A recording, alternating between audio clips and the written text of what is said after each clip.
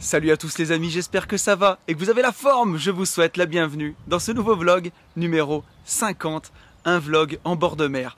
Bon là c'est pas le Nord-Pas-de-Calais, hein. C'est différent, on est carrément à l'opposé. Je suis dans le Var avec mes enfants pour une semaine. On vient passer une petite semaine de vacances ensemble. Et ça c'est un des plus beaux cadeaux que m'a apporté l'indépendance financière. C'est de pouvoir profiter de mes enfants quand c'est les vacances et ne pas rester comme avant, collé au bureau sous mon néon. Donc ça c'est vraiment magnifique et c'est une chose que j'apprécie chaque jour de plus en plus. Et voilà, je le réalise. Et c'est bon de le réaliser, hein. C'est bon de se dire qu'on en a conscience, en tout cas. Et donc, comme je suis avec mes enfants en vacances, je vais pas vous faire un vlog trop long. Je vais profiter du fait qu'ils dorment encore. Là, je me suis levé de bonne heure ce matin pour aller faire les courses.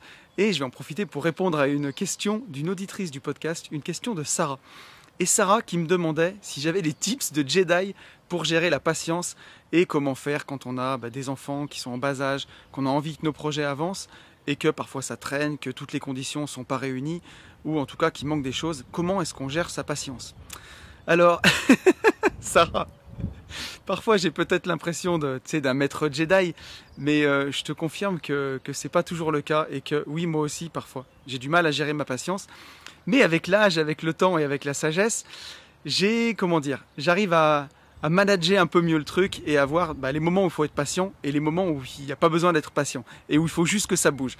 J'ai un métier d'ailleurs qui permet bien de voir ça, puisque la division foncière, ce que je pratique au quotidien, les détachements de parcelles et les divisions des détachements de terrain de maison ou même faire des lotissements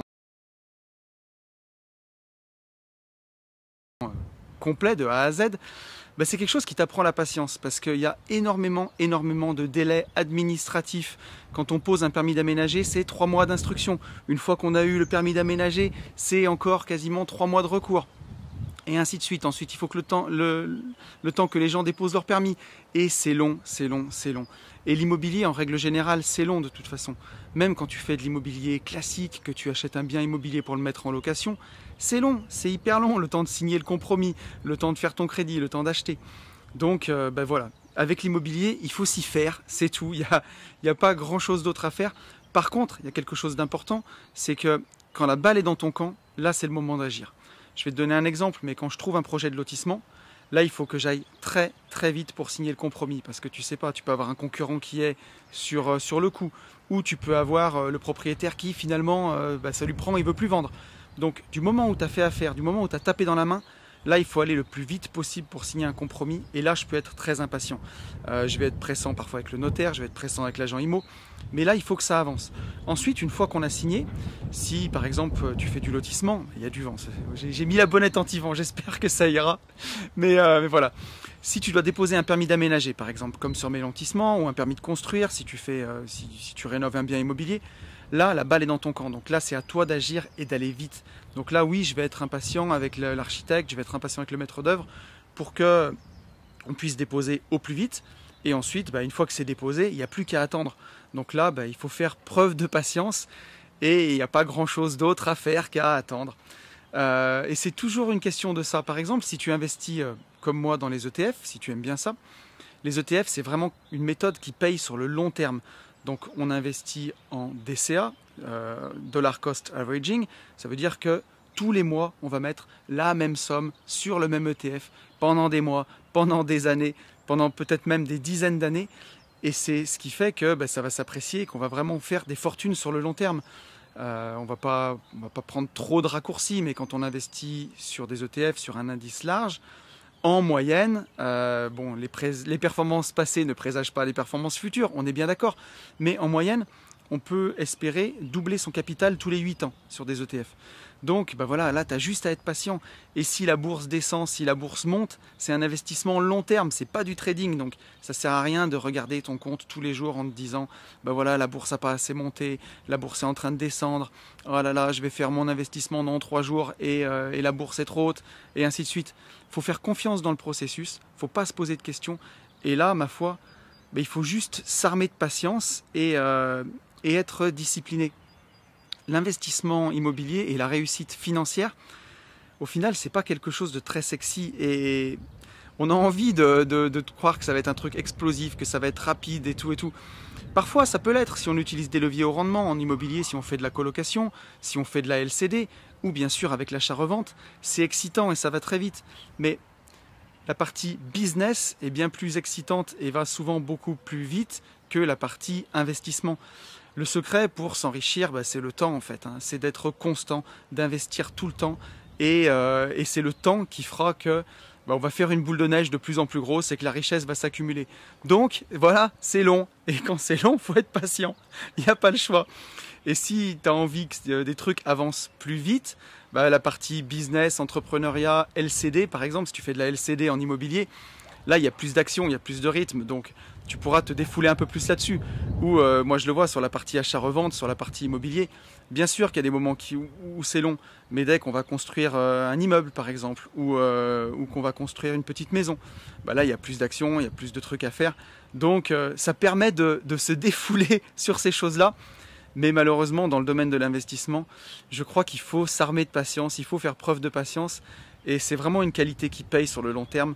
Quand on est capable d'investir pendant des années et des années dans des ETF, avec patience, avec rigueur, et c'est ce qui fait qu'on va s'enrichir sur le long terme. Il y a pas de doute. Et quand on est capable d'acheter des biens immobiliers année après année, puis quelques années après les arbitrer, en acheter d'autres et ainsi de suite, sans jamais se lasser, c'est ce qui fait qu'on va avoir du succès sur le long terme. Et pour ça, il faut faire preuve de patience. Je vais te donner un dernier exemple, mais tu vois, pour ce que je suis en train de faire là, mon vlog, les podcasts et tout le contenu que je partage sur les réseaux.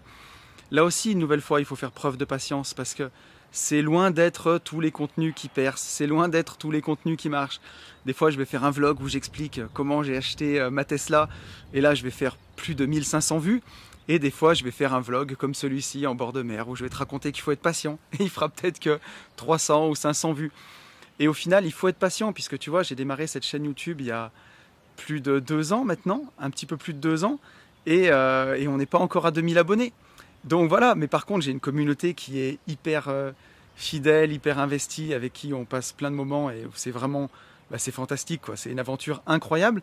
Ça m'a déjà permis aussi de créer ce business aussi avec les Gentlemen Investisseurs, avec Yann, de pouvoir développer un petit peu mon envie d'aider les gens avec la formation sur la division foncière, sur les ETF, sur tout ça, de démocratiser tout ce que j'aime dans l'investissement et dans la finance personnelle. Et ça marche, et j'ai pu organiser des séminaires, j'ai pu organiser des voyages moto en Corse, on en organise un prochain dans les Cévennes, on a pu faire une sortie parapente, une sortie wakeboard, on a pu faire plein de choses incroyables. Donc il ne faut pas vouloir que tout explose, tout aille trop vite. Des fois les choses, elles prennent juste leur temps, elles prennent juste le temps qu'elles doivent prendre pour que tout soit bien. Et donc c'est comme ça, et ce qu'il faut, c'est juste ne pas lâcher en fait. Continuer, prendre du plaisir dans ce qu'on fait. Voilà, aimer ce qu'on fait. Et si tu aimes ce que tu fais, alors cette notion de patience, elle devient toute relative parce que comme tu kiffes ce que tu fais, voilà, c'est pas grave si ça prend du temps. Voilà ce que je voulais te partager, Sarah. Merci en tout cas pour ta question qui m'a inspiré, tu vois. Je vais profiter de ma petite tribune là. Les enfants se sont pas encore réveillés, je les entends pas. Donc je vais juste vous dire qu'avec Yann, mon associé, mon collègue, mon comparse des Gentlemen Investisseurs, on a ouvert les podcasts privés depuis maintenant 1 mois et demi, si je ne dis pas de bêtises. Donc il y a bientôt 4 épisodes de disponibles. Si vous vous inscrivez, vous avez le lien dans la description. Ça coûte pas grand chose, ça coûte 7 € par mois. Et en ces périodes de vote, vous pouvez voter pour l'indépendance financière, voter pour les Gentlemen Investisseurs. Et en plus, c'est du super contenu, sans langue de bois. Là, on est entre nous, on n'est pas sur YouTube, donc on peut tout raconter, on peut même dire les montants et tout. On est entre nous, on est dans notre petit coin, voilà, à l'abri des regards. Donc si ça vous intéresse, n'hésitez pas, ça me fera plaisir. Quant à moi, je vais vous laisser, je vais aller profiter de ma journée. On va faire une très très belle balade dans les montagnes. Vous pouvez vous abonner, vous pouvez liker, vous pouvez mettre le petit pouce qui va bien, un petit commentaire, ça fait plaisir, ça m'encourage à continuer. Et puis voilà, qu'est-ce que je vais vous dire de plus? Une très bonne semaine et à très vite. Salut!